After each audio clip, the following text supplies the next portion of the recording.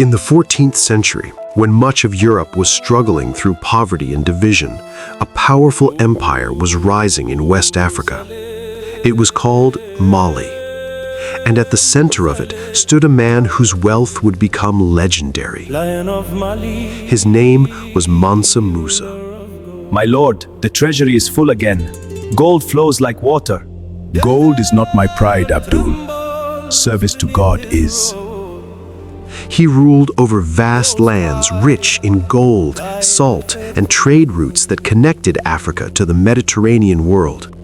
Under his leadership, Mali became one of the most powerful and prosperous empires on earth. But Mansa Musa was not driven by gold alone. He was a devout Muslim, and like all faithful believers, he desired to complete the sacred pilgrimage to the holy city of Mecca. In the year 1324, he made a decision that would echo across history. He would leave Mali and journey across the Sahara Desert to Mecca. Hail, King Musa. I will travel to Mecca this year.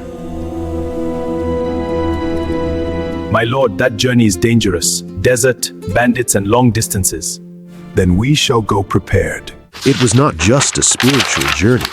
It would become one of the most extravagant displays of wealth the world had ever seen. Preparations began immediately. 60,000 men, 12,000 servants, and hundreds of camels? Each camel will carry gold. This will be the greatest caravan in history. We are ready, my lord. Thousands of soldiers were assembled. Servants gathered supplies. Camels were loaded. But these were not ordinary supplies. Each camel carried gold, bars of it, sacks of it, more wealth than most kingdoms had ever seen. Some historians say his caravan included tens of thousands of people. The desert would witness a procession unlike anything before it. When the caravan finally departed, it stretched for miles across the burning sands. For months, they crossed the Sahara. My lord, some men are tired. Give them water. Give them rest. No one is left behind. The sun was relentless. The journey was exhausting. Yet Mansa Musa ensured no one was left behind. Water was shared. Rest was given. Discipline was maintained. It was not just a display of wealth. It was a display of power, organization, and leadership. Eventually, the caravan reached Cairo in Egypt, and that is when everything changed. Cairo was a thriving city, a center of trade and scholarship. By Allah, I've never seen this much gold. Who is this man? They say he's from Mali and richer than kings. Its markets were full, its merchants were wealthy, its rulers were respected. But when Mansa Musa entered the city, even Cairo was stunned. Gold shimmered in the streets. Servants distributed coins freely. Charity was given without hesitation.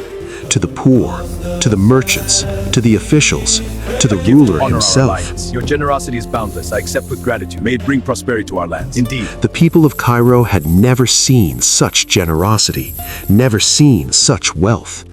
My lord, perhaps we are giving too much. We give for God, not for profit. Mansa Musa did not spend carefully. He gave freely. He believed he was doing good. He believed generosity honored God. Gold is everywhere now. It's worth nothing. My savings are gone! But economics doesn't bend to good intentions. When gold floods a market, its value falls, slowly at first, then suddenly. There was too much gold in Cairo. Its price collapsed. My lord, Cairo is collapsing. We flooded the city with gold. I only meant to help. Savings lost value. Merchants struggled. Prices shifted unpredictably. For years, historians say the economy of Cairo suffered from inflation caused by one man's generosity. Mansa Musa had unintentionally disrupted an entire city's financial system. I will repay every coin, on my honor. No king has ever done this before. When he realized what had happened, he tried to correct it. He borrowed gold back at high interest. He attempted to reduce the excess in circulation. It was one of the earliest recorded examples of large-scale economic impact caused by a single individual. Even in mistake, he acted with responsibility. Eventually, the caravan continued. Mansa Musa completed his pilgrimage to Mecca, and when he returned to Mali, he did something remarkable. What will you do now, my lord? We will build schools, mosques, and libraries. Knowledge is greater than gold. He did not simply continue accumulating wealth. He invested in knowledge. He built mosques, he funded schools, he supported scholars. In cities like Timbuktu, centers of learning flourished. Libraries were filled with manuscripts. Students traveled from distant lands to study. Mali became known not only for its gold, but for its intellect. Maps drawn in Europe began to mark Mali in shining detail. On some medieval maps, Mansa Musa himself was illustrated holding a golden nugget seated on a throne. The world now knew his name. And through that journey, Africa's power and sophistication were made visible to distant continents. Mansa Musa is often remembered as the richest man in history. Some estimates suggest his wealth would be impossible to measure by modern standards, but his true legacy is more complex than gold.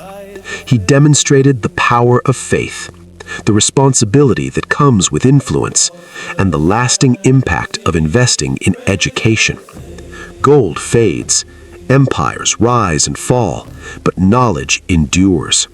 Centuries later, his story still echoes across deserts, across continents, across history. He was not just a king. He was not just wealthy. He was a turning point in global awareness. Mansa Musa, the man who changed the world with gold. Gold fades, but what we build for others lives forever.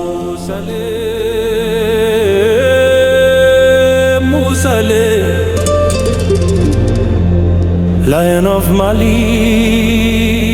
ruler of gold.